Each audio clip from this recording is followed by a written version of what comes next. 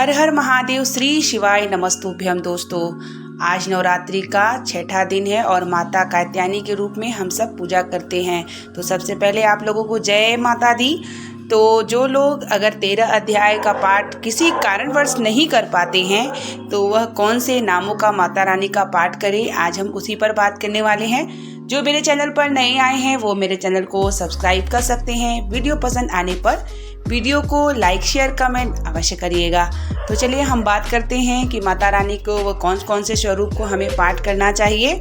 तो सबसे पहले आपको नवरात्रि में ब्रह्म मुहूर्त का अवश्य उठना चाहिए। देखिए, आप अगर पहले ब्रह्म मुहूर्त में नहीं भी उठ पाए हैं, लेकिन नवरात्रि में आपको इस बातों का विशेष ध्यान रखना है कि आप ब्रह्म मुहूर्त में उठ करके स्नान करके उसके बाद आपको पूजन करना है।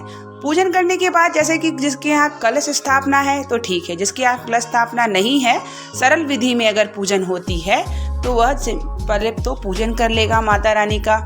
फिर उसके बाद जैसे कि आप पूजन करने के बाद भगवान को, माता रानी को भोग प्रसाद आप समर्पित करने के बाद अगर आपके पास समय नहीं, जैसे आप अगर ऑफिस जा रहे हैं या बच्चे स्कूल जा रहे हैं, तो कुछ बच्चों के तो स्कूल बंद हो चुके हैं, लेकिन अगर कुछ कॉलेज जा रहे हैं या कोई नौकरी है या कोई जॉब है तो उनके पास समय नहीं होता है, या कुछ महिलाओं को पीरियड आ गया है तो वह पाठ जारी करी है लेकिन उनका पाठ नहीं हो पा रहा है।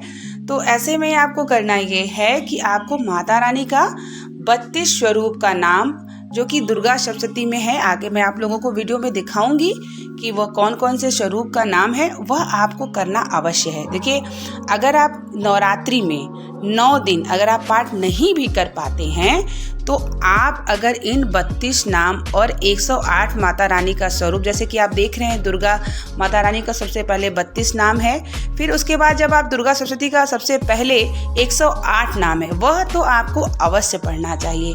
क्योंकि माता रानी का अगर आप 108 नाम और 32 नाम का स्मरण करते हैं, बोलते हैं, तो माता रानी अति प्रसन्न होती हैं।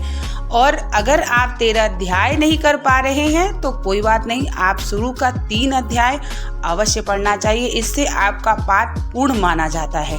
तो जैसे जिसके पास समय नहीं है तो यह अवश्य ध्यान दे, ऐसा करना चाहिए। और एक माला अवश्य करना चाहिए माता रानी का, कोई भी मूल मंत्र जो आपको याद हो, या जय माँ दुर्गा या ओम ऐं ह्रीं क्लीं, या जो भी आपको याद है, स्मरण है, आप 108 माला अवश्य करके माता रानी की आरती करें।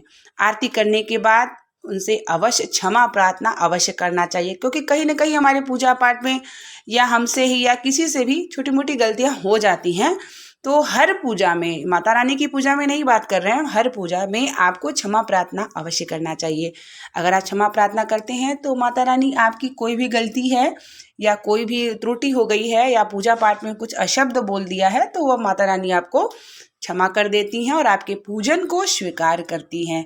तो आज मैं आप लोगों को ये बताने वाली थी कि जैसे कि कोई पाठ नहीं कर पाता है तो ये 32 नाम, 108 माता रानी का नाम और 108 माला, कोई भी मूल मंत्र अवश्य करना चाहिए। तो आपका नवरात्रि का पूजन पूर्ण माना जाएगा और आप जो भी विशेष मनोकामना है माता रानी से, आप प्रतिदिन उन स्वरूप को स्मरण करके, जैसे माता रानी का 9 दिन का स्वरूप है और यह नवरात्रि 9 दिन का है, तो मैंने आपको पहले भी बताया है कि कुछ शुभ संयोग बनने की वजह से यह नवरात्रि बहुत ही अपने आप में खास है और माता रानी समृद्धि प्रदान करने वाली हैं। तो 9 दिन का नवरात्रि है तो हर दिन माता रानी का स्वरूप को नाम अवश्य बोलिए। जैसे आज माता रानी की कात्यायनी माता का दिन है तो उन दिन को, स्वरूप को स्मरण करके माता रानी से, अगर किसी कार्यवश में बाहर भी जा रहे हैं तो माता रानी स्मरण करके उनसे अपने मन की विनती बोलिए और माता रानी से ऐसा बोलिए कि आप 9 दिन में हमारे यहाँ सुख समृद्धि या जो भी कष्ट है, परेशानी है, उसे समाप्त करिए।